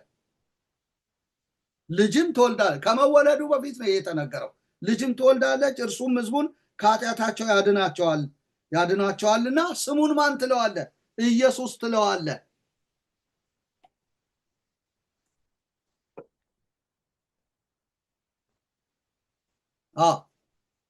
ገና ሳይወለድ ነው የኛ ጌታ ከኃጢአታቸው ያድናቸዋል ስሙን ኢየሱስ ትለዋለህ። ይህን ስም የተቀበለው ሳይወለድ እንጂ ኃጢአትን ልታስተሰሪ ተወለደች ካልንማ ኢየሱስ አልተወለደም እያልን ነው። እንዲህ ፍየል ወዲያ ቅዝምዝም ወዲያ። ይህንን ባነበብንበት አፋችን እንዴት ኃጢአትን ልታስተሰሪ ተወለደች እንላለን? ወታስተስሪ ኃጢአተ ሕዝብኪ እንዴት እንላለን? ይሄ ነውር አይደለም እንዴ? እና ኢየሱስ ገና ሳይወለድ ነው እርሱም ሕዝቡን ከኃጢአታቸው ያድናቸዋልና ስሙንም ኢየሱስ ትለዋለህ ያለው።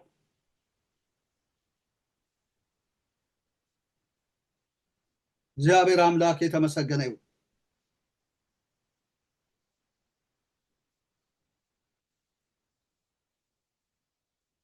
እንደውም መተርጉማኑ ሲናገሩ ምን አሉ? ኢየሱስ ብሎ ንባቡን ያድህኖሙ ብሎ ስሙን ከነትርጓሜው ተናገረ። ኢየሱስ ብሎ ንባቡን ያድህኖሙ ብሎ ስሙን ከነምኑ ተናገረ? ከነትርጓሜው ተናገረ። ኢየሱስ ንባቡ ነው፣ ያድህኖሙ ደግሞ ትርጓሜው ነው ማለት ነው። ያድናቸዋል ማለት። ስለዚህ ኢየሱስ ማለት አዳኝ ማለት ነው። በኃጢአት ከመጣው ፍዳ የሚያድን ማለት ነው። የትርጓሜ መጽሐፍ የወንጌል ትርጓሜ አባቶችን አይቼ ነበር። ይሄንን ነው የሚተረጉመው። እንደገናም ደግሞ ተፈጻሚነት ያለው ትንቢት በነቢይ ተነግሮለታል። ወዝንቱ ሁሉ ዘኮነ ከመ ይትፈጸም እምኀበ እግዚአብሔር በነቢይ እንዘ ይብል ናሁ ድንግል ትጸንስ ወትወልድ ወልደ ተብሎ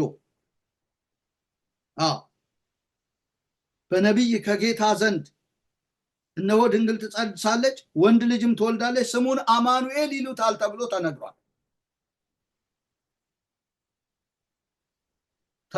ማርያም ተነግሮላታል። ኃጢአትን ታስተሰርያለች ተብሎ የተነገረ ትንቢታዊ ቃል አለ? እስቲ ያሳዩኝ፣ አምጡና ከመጽሐፍ ቅዱስ አሳዩኝ እስቲ። ኢየሱስ እኮ ትንቢታዊ ቃል አለ። ገና ሳይወለድ ነው አዳኝ እንደሆነ። ኢየሱስ የንባብ ስሙ ሲሆን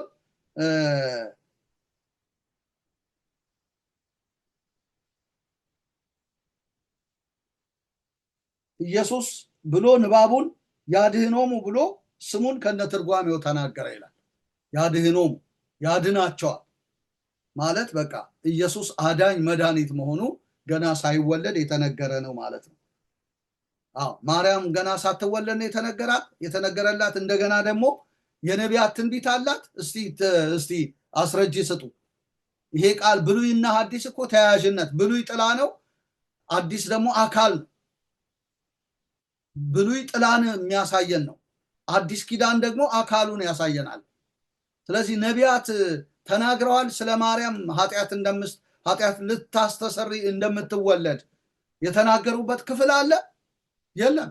አንድም ቦታ ድንግል እንደምትጸንስና እንደምትወልድ ነው እነ ኢሳይያስ የተናገሩት።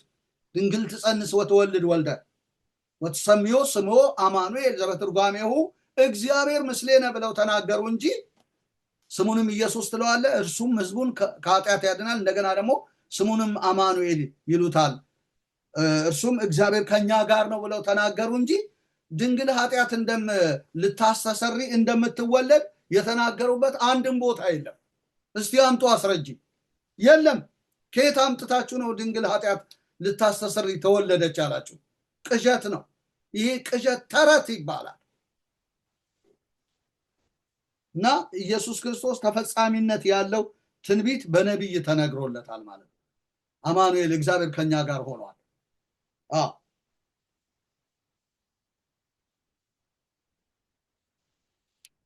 እንደውም እኔ በጣም ደስ የሚለኝ አማኑኤል እግዚአብሔር ምስሌነ ብለው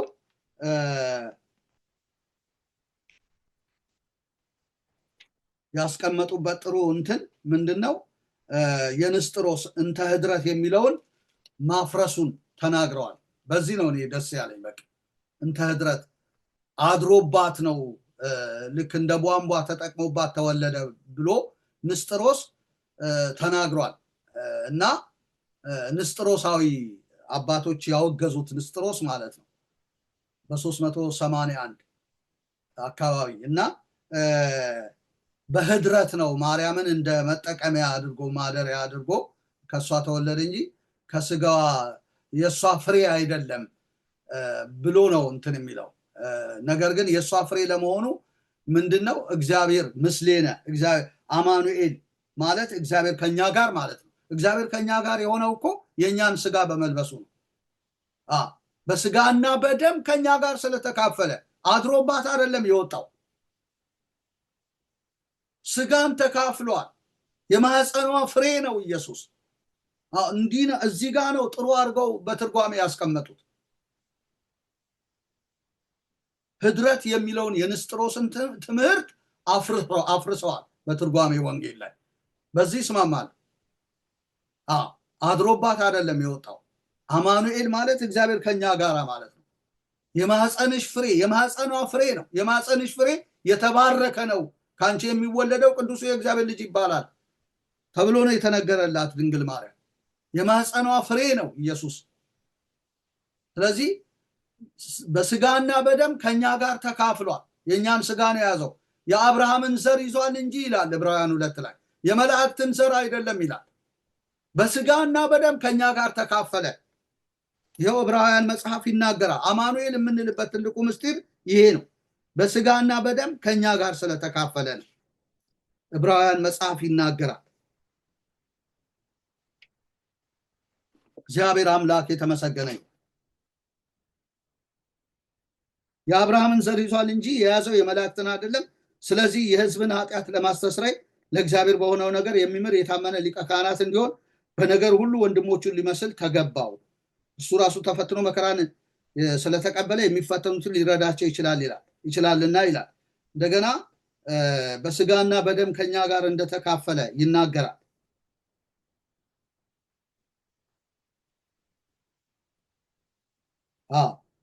በባርነት ይታሰሩ የነበሩትን ሁሉ ነፃ እንዲያወጣ በስጋና በደም እንዲሁ ተካፈለ ይላል።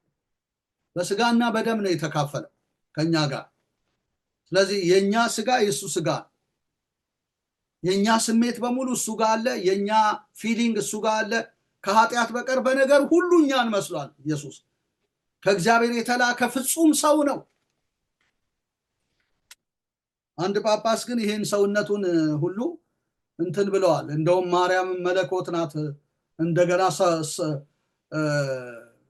እና የበሉት ነገር በላም መልክ ይወጣል ብለው ተናግረው ሰው የሆነበትን ነገር እኔ የክርስቶስን ብቻ ሳይሆን የማርያምን ጭምር መካዳቸው በጣም ነው እንትን ያለኝ።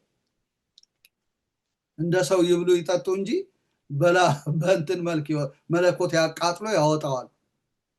እና ልዩ ዘር እንደሆኑ እሷም ልዩ ዘር እሱም ልዩ ዘር ከእግዚአብሔር የተላከ ፍጹም ሰው እንደሆነ መጽሐፍ ይናገራል። ከኃጢአት በቀር በሁሉም ነገር እኛን ነው። ለዚህ ነው አማኑኤል እግዚአብሔር ከኛ ጋር ይሉታል ብሎ የተናገረው። እና ይህንን ትርጓሜው ጋር ሄዳችሁ ስታነቡ እንዴት የንስጥሮስን ትምህርት አፈር እንዳላሱት አባቶች በሚገርም ሁኔታ ያብራሩበትን ስታዩ ትደነቃላችሁ። ህድረት የሚለውን እና በስጋና በደም ከኛ ጋር የተካፈለ ነው። እግዚአብሔር የተመሰገነ ይሁን።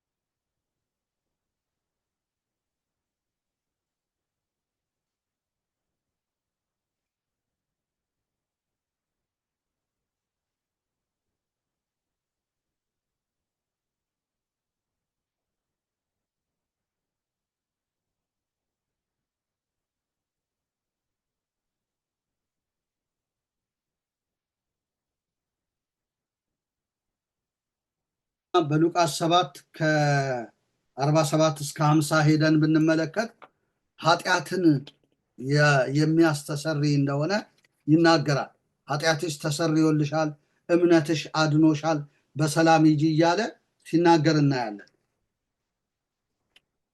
ማስረጃውን ከእግዚአብሔር ቃል ላሳያችሁ ይችላሉ። ሉቃስ 7 በጣም የታወቀ ክፍል ነው። ሉቃስ 7 ቁጥር 47 እስከ 50 እጅግ ወዳለች ብዙ ኃጢአቷ ብዙ ያለው ኃጢአቷ ተሰርዮላታል፣ ጥቂት ግን የሚሰረይለት ጥቂት ይወዳል።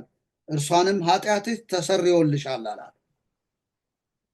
ኢየሱስ ኃጢአት ስለሚያስተሰርይ ነው ኃጢአትሽ ተሰርዮልሻል ያላት።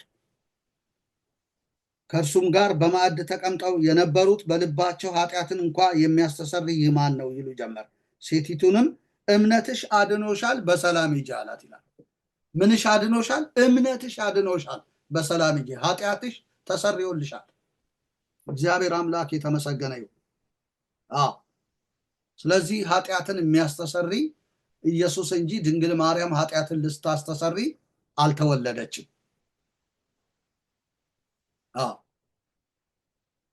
ወታስተስሪ ኃጢአተ ሕዝብኪ ተበዋህ ለኪም አትባልም። እግዚአብሔር የተመሰገነ ይሁን።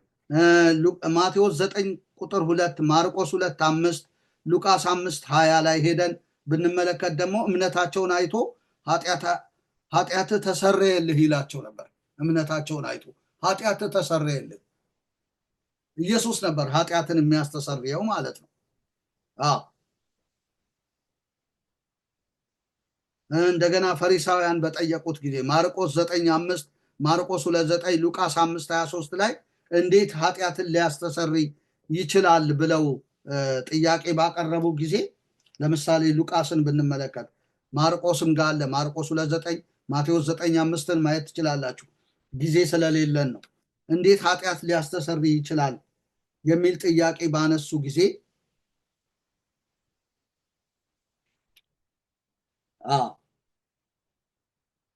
ኢየሱስም ሐሳባቸውን አውቆ ከአንዱ ከእግዚአብሔር በቀር ኃጢአትን ሊያስተሰርይ ማን ይችላል አሉ ይላል።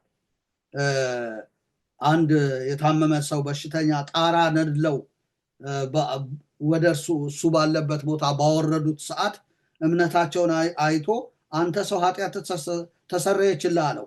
ጻፎችና ፈሪሳውያንም ይህ የሚሳደብ ማን ነው? ከአንዱ ከእግዚአብሔር በቀር ኃጢአት ሊያስተሰርይ ማን ይችላል ብለው ያስቡ ጀመር። ኢየሱስም ሐሳባቸውን አውቆ እያወቀ መልሶ በልባችሁ ምን ታስባላችሁ? ኃጢአት ተሰረየችልህ ከማለት ወይስ ተነሳና ሂድ ከማለት ማናቸው ይቀላል? ነገር ግን በምድር ላይ ኃጢአት ሊያስተሰርይ ለሰው ልጅ ስልጣን እንዳለው እንድታውቁ ብሎ ሽባውን አንተ እልሃለሁ ተነሳ፣ አልጋህን ተሸክመ ወደ ቤት ሂድ አለው። በዚያን ጊዜም በፊታቸው ተነሳ፣ ተኝቶበት የነበረውን ተሸክሞ እግዚአብሔርን እያመሰገነ ወደ ቤቱ ሄደ።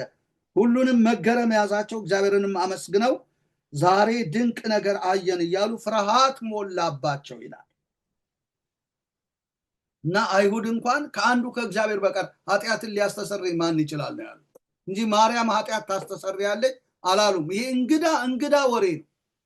በኦርቶዶክስ ውስጥ ያለ ተረት ማለት ነው። አይሁድ እንኳን እንደዚህ አላሉ። ከአንዱ ከእግዚአብሔር በቀር ኢየሱስን እግዚአብሔር ነው ብለው ለማመን ስለተቸገሩ፣ ሰው የሆነ አምላክ ነው ብለው ለማመን ስለተቸገሩ፣ የዮሴፍ ልጅ ነው ስላሉ ነው በቃ ኃጢአት ሊያስተሰርይ አይችልም በሚል ከአንዱ ከእግዚአብሔር በቀር ያለ። ኢየሱስ ግን የትኛው ይቀላል? አልጋህን ተሸክመ ሂድ ወይስ ኃጢአት ተሰረይ? እንድታውቁ አልጋህን ተሸክም አለው። አልጋውን ተሸክሞ ሄደ። ሁሉም መደነቅ ያዛቸው፣ ፈሩ፣ ፍርሃት ሞላባቸው ነው። ስለዚህ ኢየሱስ አልጋን የሚያሸክም ብቻ ሳይሆን ኃጢአትንም የሚያስተሰርይ መሆኑን በከሳሾቹ ፊት፣ በተቃዋሚዎቹ ፊት አረጋገጠ ማለት ነው። ስለዚህ ከአንዱ ከኢየሱስ በቀር ኃጢአትን የሚያስተሰርይ ማንም የለም። የኃጢአት ስርየት እንግዲህ በዋሻ በፍርክታ ተንከራተን ሰንሰለት ታጥቀን ወይም ደግሞ ኃጢአታችንን ማርያም ታስተሰርያለች የምንል ካለን በጣም ቀልጠና እና ወደዚህ እውነት እንድንመጣ ዛሬ ልነግራችሁ እፈልጋለሁ ማለት ነው። በትይዩ እንግዲህ ማቴዎስ 9:5ን፣ ሉቃስ 5:23ን እንደገና ማርቆስ 2:9ን በትይዩ ልታነቡ ትችላላችሁ። ሉቃስ 5:20 ጀምሮ ነው እኔ ያነበብኩት። ሉቃስ 5:17 ጀምሮ እግዚአብሔር የተመሰገነ ይሁን። እምነታቸውን አይቶ ኃጢአት ተሰረየልህ ብለዋል። እግዚአብሔር የተመሰገነ ይሁን። እንደገና ደግሞ በስሙ ንስሐና የኃጢአት ስርየት ከኢየሩሳሌም ጀምሮ በአሕዛብ ሁሉ እንደሚሰበክ እናንተም ለዚህ ምስክሮች ናችሁ ብሎ ሉቃስ 24 ከ47 ጀምሮ ታገኛላችሁ። ሐዋርያቱን ብሎ ተናግሯል። እንደገና ነቢያቱ ሁሉ የሐዋርያት ሥራ ምዕራፍ 10 ቁጥር 43ን በወስዳችሁ 10:43 ላይ ሄደን ብናነብ በእርሱ የሚያምን ሁሉ በስሙ የኃጢአቱን ስርየት እንዲቀበል ነቢያቱ ሁሉ ይመሰክሩለታል። ይሄ የኃጢአትን ስርየት መስጠትን አስመልክቶ ሐዋርያት ብቻ የተናገሩ ሳይሆን ነቢያቱ ሁሉ የመሰከሩለት ነው። ኢየሱስ ገና ከመወለዱ በፊት ነቢያቱ ሁሉ የኃጢአት ስርየት በስሙ እንደሚገኝ ይመሰክሩ ነበር። ይህንን የነቢያቱንና የሐዋርያቱን ምስክርነት አሜን ብሎ መቀበል ሲገባ ከወንጌል የወጣ ነገር ማርያም ኃጢአትን ልታስተሰርይ ተወለደች ወታስተስሪ ኃጢአተ ሕዝብኪ ማለት ወንጌሉን አለማወቅ ነው። ከወንጌል መውጣት ነው። በቃ ተረት ነው። ይሄ ተረት ነው። ፈጥነን ከተረት ወጥተን በቃ ኃጢአትን የሚያስተሰርይ ኢየሱስ ነው ማለት አለብን። ውሃ መርጨት የለብንም። ቄደር ማጥመቅ የለብንም። በቃ የኢየሱስ ደም በቂ ነው። ስሙ ነው የኃጢአትን ስርየት የሚሰጠን። ኢየሱስን እናስተዋውቅ። እናንተ ደካሞች ሸክማቸው የከበደው ወደ እኔ ኑ ያለውን ጌታ እናስተዋውቅ። አንዴ ማርያም ተሰቀለች፣ የእሷን ስጋ በልተን ጠጥተን ነው የምንድነው ብለን የሐሰት ትምህርት ከማስተማር ወጥተን በቃ ኃጢአት የሚያስተሰርይ ኢየሱስ ነው። ነቢያቱ ሁሉ የመሰከሩለትን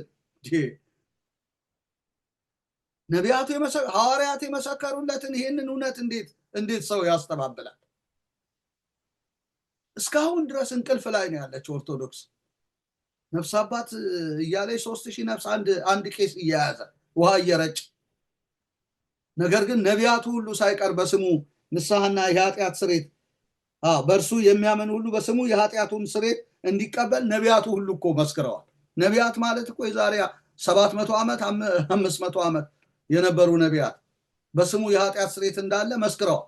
ሐዋርያት መስክሩ ተባሉ። በስሙ ንስሐና የኃጢአት ስርየት ከኢየሩሳሌም ጀምሮ በአሕዛብ ሁሉ ይሰበካል ተባለ። የሰበኩት ይህንን ነው። እኛ ግን ገና እየቀጠቀጥን ወይራ የኃጢአት ስርየት ጥብጣቤ እያልን ከዛ አልፈን ደግሞ ማርያም ኃጢአት ልታስተሰርይ ተወለደች እያልን ገዳም ያቋቋም ነው ገደል ድንጋይ የምናሸክመው ሳያንስ ቲት ያሳዝናል መሰላችሁ ወዳጆች። ምን ያህል ወደኋላ እንደቀረች ይቺ ቤተክርስቲያን ተረት ውስጥ እንዳለች ያሳያል ማለት ነው።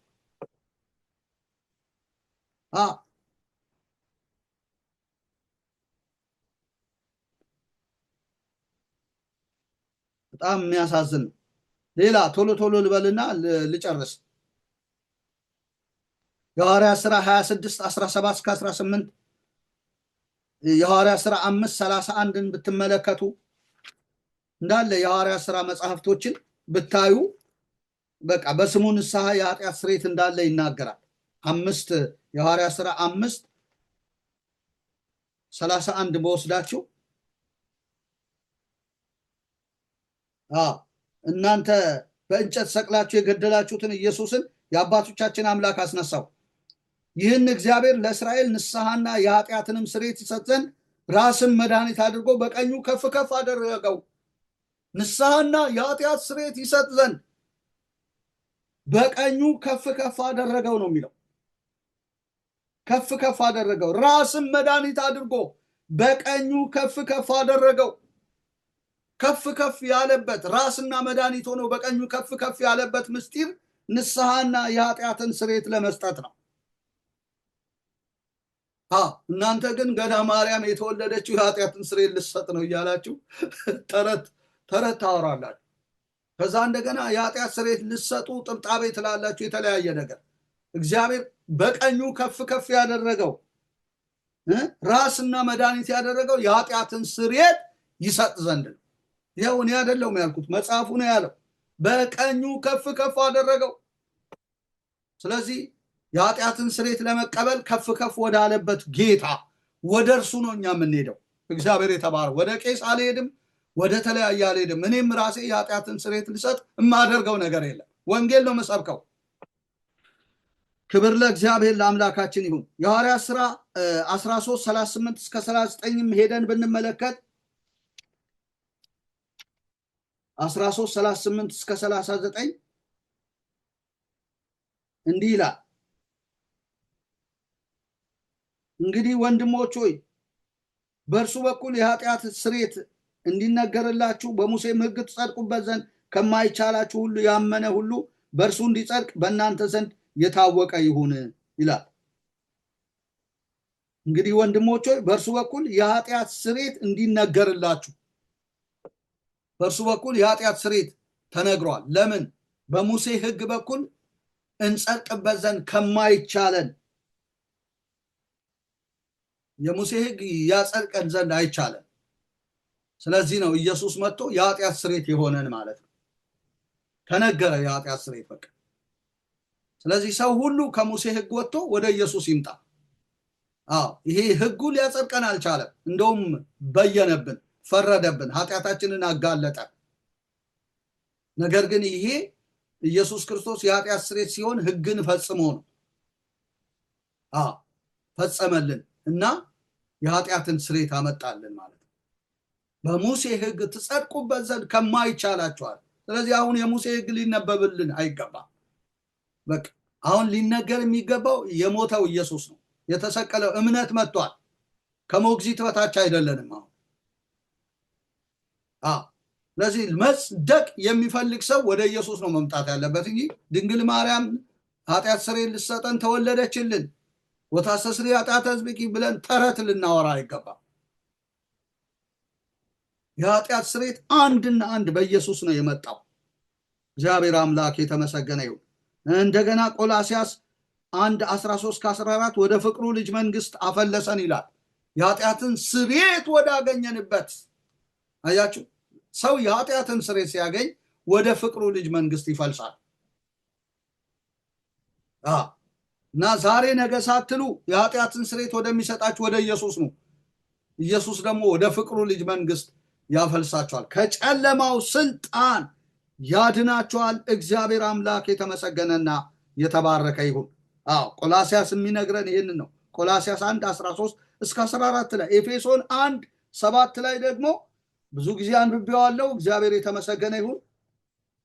ኤፌሶን 1:7 እንዲህ ይላል፣ በውድ ልጁ እንደ ጸጋው ባለጠግነት መጠን በደሙ የተደረገ ቤዛነታችንን አገኘን። ቤዛነት በደሙ የተደረገ ነው። ስለዚህ ድንግል ማርያም ቤዛዊተ ዓለም አንልም። ቤዛነት በደሙ የተደረገ ነው። በውድ ልጁ እንደ ጸጋው ባለጠግነት መጠን በደሙ የተደረገ ቤዛነታችንን አገኘን፣ እርሱም የበደላችን ስርየት ይላል። የበደል ስርየት በደሙ የመጣ ቤዛነት ስርየት የመጣው በደሙ በማ በኢየሱስ ደም። ስለዚህ ወላዲተ አምላክ ቤዛዊተ ዓለም አትባልም ቢባል ለምን እናኮርፋለን? ለምን? በደሙ ነው የተደረገው። በቃ ይህንን ማርያም ማድረግ አትችልም። ስርየት ቤዛነት የተደረገው በደሙ ነው። ማርያም ደሙ አልፈሰሰ፣ የኢየሱስ ደም ነው የፈሰሰው። ስጋውን አንድ ጊዜ በማቅረብ ነው የቀደሰን፣ ደሙን ነው ያፈሰሰልን። ቤዛነት የተገኘው በደሙ ነው፣ ስርየት የተገኘው በደሙ ነው ማለት ነው። እግዚአብሔር አምላክ የተመሰገነ ነው። ዕብራውያን 9:22 ደም ሳይፈስ ስርየት የለም የተባለው ለዚህ ነው። ክብር ለኢየሱስ ይሁን። ደም ሳይፈስ ምን የለም? ስርየት የለም። ዕብራውያን 10:18 ላይ ደግሞ ሄደን ስንመለከት ቅድም ያነበብኩት ነው። በመረቀልን በአዲስና በሕያው መንገድ ወደ ቅድስት በኢየሱስ ደም በመጋረጃው ማለት በስጋው በኩል እንድንገባ ድፍረት ስላለን ይላል። በኢየሱስ ደም ነው በስጋው በኩል የገባን እንጂ ማርያም ተወልዳልን ምናምን ድንግል ማርያም ኃጢአት ልታስተሰርይ ተወልዳልን አይደለም፣ በደሙ ነው። እባካችሁ ይህን አሮጌ ተረጣሉ። ሰውም ይስቅባቸዋል። ሰውም ይስቅባቸዋል ወዳጆቼ። በደሙ ነው፣ በቃ አንድና አንድ በደሙ ነው። ይህን ያወቀ ሰው ክህነቱን እንኳን ይተዋል። እኔ እግዚአብሔር ይፍታ አልልም፣ መስቀል አላሳልምም፣ ቄደር አላጠምቅም፣ ጸበል አልረጭም፣ ከዚህ በኋላ ምሰራው ነገር ወንጌል ነው ምሰብከው ብሎ ወደ ወንጌል ፊቱን ይመልሳል እንጂ ከዛ አልፎ እሱ የተሳሳተው ሳያንስ ድንግል ማርያም ኃጢአትን ልታስተሰሪ ተወለደች አይልም። እነዚህን ተረቶች ከቤተ ክርስቲያኒቱ ነቅሎ ማውጣት ይገባል ብዬ ዛሬ መልእክቴን በዚህ አጠቃልላለሁ። በጣም እየፈጠንኩ ነው የተናገርኩት። ጥያቄ ካላችሁ በኢንቦክስ ልጠይቁኝ ትችላላችሁ። ማለት በዩቲዩብ በማስቀምጠው ላይ መጠየቅ ይቻላል። ከስድብ ይልቅ መጠየቅ ነው። ጥያቄ ካለ እመልሳለሁ። እግዚአብሔር የተባረከ። በፌስቡክም ባለው ድረገጼ ላይ በጨዋ ደንብ ጠይቁ። መማር ከፈለጋ ማምለጥ ከፈለጋችሁ እግዚአብሔር አምላክ የተመሰገነና የተባረከ። ይህን ያህል ከተናገርኩ ይበቃል። ተባረኩ። በጣም ነው የምወዳችሁ። ኦርቶዶክሳውያን ወደ እውነት እንድትመጡ ነው ይሄ ሁሉ ድካም እየደከምን ያለ ነው። እግዚአብሔር አምላክ ወደ እውነት ያምጣችሁ እላለሁ። ጸልይላችኋለሁ። ዘመናችሁ ይባረክ። ይህንን እንግዲህ በዋነኝነት ይህን ቪዲዮ ባካችሁ አድርሱልኝ ለኦርቶዶክሳውያን እላለሁ። ተባረኩ። ወዳችኋለሁ። ክብር ለኢየሱስ ይሁን። አሜን።